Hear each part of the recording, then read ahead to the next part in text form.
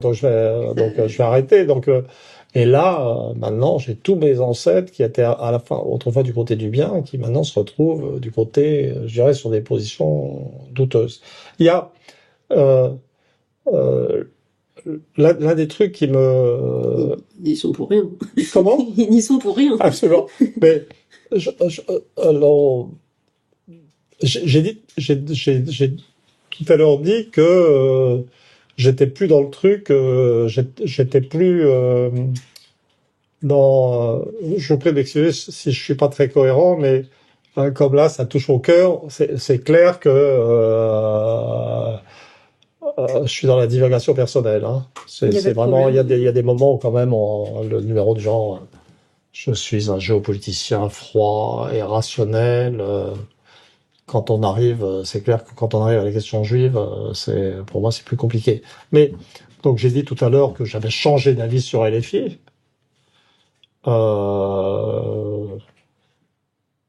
où je voyais tout à fait l'antisémitisme, un antisémitisme d'ailleurs de type banal, pas intéressant, nourri effectivement par le comportement d'Israël à Gaza, c'est difficile.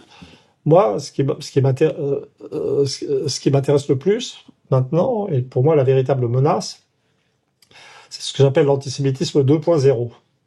C'est-à-dire, c'est l'antisémitisme des gens qui défendent Israël.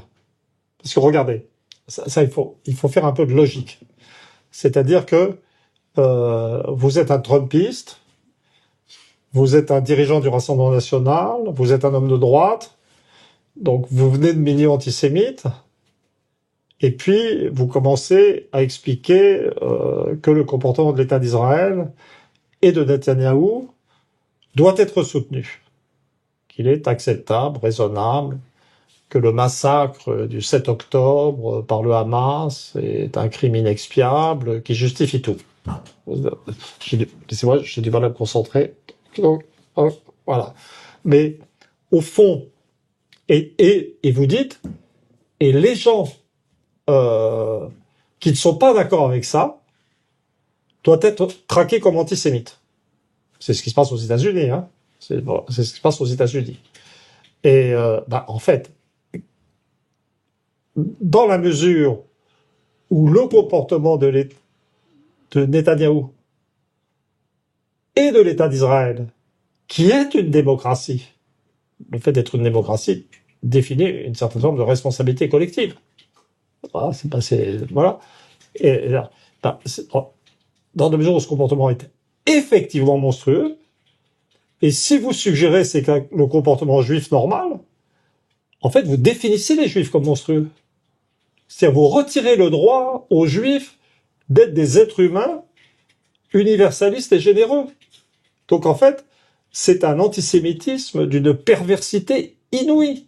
C'est-à-dire, c'est comme si ces gens, pour moi, sont des gens qui, je parle des goïms, hein, là. Je parle pas des juifs égarés qui comprennent pas ce qui se passe. Vous voyez? Mais je parle des non-juifs, en fait, qui sont sur ce pays. Et pour moi, c'est comme si ce monde, allons-y, chrétien, qui avait tenté la Shoah, c'est-à-dire l'extermination physique du peuple juif, était embarqué dans un plan d'extermination morale. Donc, voilà. Je parle avec mon cœur. J'avais besoin de le dire. Je ne demande pas aux gens d'adhérer, mais j'avais besoin de le dire. Peut-être qu'ils soutiennent plutôt des entreprises de colonisation et ça va au-delà. Ça va au-delà parce que justement de lutte contre